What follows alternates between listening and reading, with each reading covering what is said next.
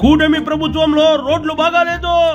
మన ప్రభుత్వంలో గొంతల రోడ్ల మీద వెళ్ళలేక 6 కిలోమీటర్ల దూరం కూడా హెలికాప్టర్లో మీరు వెళ్లారు.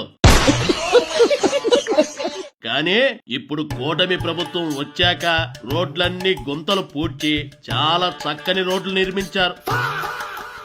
తిరుపతిలో భోజనం అస్సలు బాగాలేదు.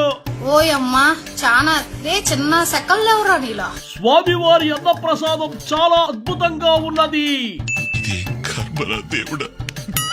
బిఆర్ నాయుడు టీటీడీ చైర్మన్ అయిన తర్వాత తిరుపతిలో అసలు సామాన్యులకు సరైన దర్శనమే దొరకడం లేదు. తిరుపతిలో ఏర్పాట్లు అద్భుతంగా ఉన్నాయి. సామాన్య భక్తులకు కూడా ఎలాంటి ఇబ్బంది లేకుండా దర్శనం కలిగిస్తున్నారు. మండుతున్నట్టుంది. అబద్ధాలు చెప్పి కూటమి ప్రభుత్వం మీద బురద చల్లుదామంటే నా సొంత పార్టీ మనుషులే కూటమి ప్రభుత్వాన్ని మెచ్చుకుంటుంటే నేను ఎలా తట్టుకోగలనురా దేవుడా.